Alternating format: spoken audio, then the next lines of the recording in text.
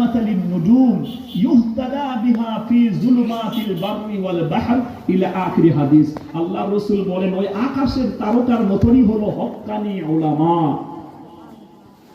তারা যখন সমাজে থাকে, তারা যখন দ্বীনের কথা বলে, ওই মানুষগুলো ওই উলামাদেরকে যখন অনুসরণ করে চলে, তখন একজন গন্তব্যে জানেওয়ালা, রাস্তা চলনেওয়ালা ব্যক্তি যখন আকাশে চাঁদ নাই, সূর্য নাই, তারকারাজিও যখন স্তমিত হয়ে যায়, আকাশে মেঘাচ্ছন্ন হয়ে গেল, তারকারাজির প্রহর নাই, ঠিক একইভাবে হক্কানি উলামাদের কথা যদি তোমরা না শোনো, তাইলে যেরকম ওই মানুষটা পথ হারিয়ে যাওয়ার সম্ভাবনা, তুমিও এরকম পথ হারিয়ে যাবে, মানে জান্নাতের পথ হারিয়ে যাবে।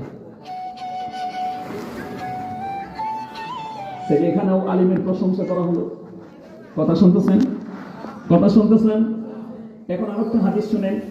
আল্লাহ রাসূল বলেন এই সমাজের ভিতরে যারা হক্কানি আলিম ওলামা দ্বীনের কথা শেখায়, ইসলাম শেখায়, কোরআন শেখায়, তাদের প্রতি গিয়ে আল্লাহ রাসূল ফজিলত বর্ণনা করতে গিয়ে আল্লাহ রাসূল বলেন, সম্মানিত বন্ধুগণ, মাছ তার পানি থেকে, আমার বন্ধুগণ, এবং আল্লাহ তাআলা সমস্ত প্রাণীকুল তার জন্য দোয়ায় মাগফিরাত করতে থাকে। ইভেন কি সাপ তার গর্তে থেকে এবং মাছ তার পানি থেকে তার মাগফিরাতের দোয়া করে। কোন সুবহানাল্লাহ, লিল্লাহি তাকবীর। এই হলো হক্কানি উলামার প্রশংসা। এখন সমাজে কি সবাই হক্কানি উলামা?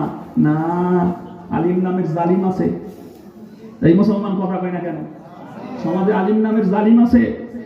সব কিন্তু মাস্টার না, ও জীবনে স্কুলে পড়ায় না, তার নামও কিন্তু মাস্টার, পুশ মাস্টার। এই কথা কয় না কেন?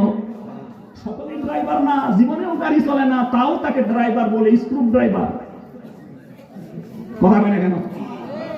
এই জন্য সব আলিম হক্কানি না। খালি দাড়ি টুপি জুব্বা লম্বা দেখলেই আপনি মনে করবেন না যে একবারে হক্কানি আলিম, তার পাশ ধরলেই আমি জান্নাতে যাব। বিষয়টা এত সহজ না। বক্তব্য দিয়েছে এখানে বসে, কোরআনের আয়াতটা এমন, ইন্নাল্লাহা ওয়া মালাইকাতাহু ইউসাল্লুনা আলান নবী ইয়া আইয়ুহাল্লাযীনা আমানু সাল্লু আলাইহি ওয়া সাল্লিমু তাসলিমা।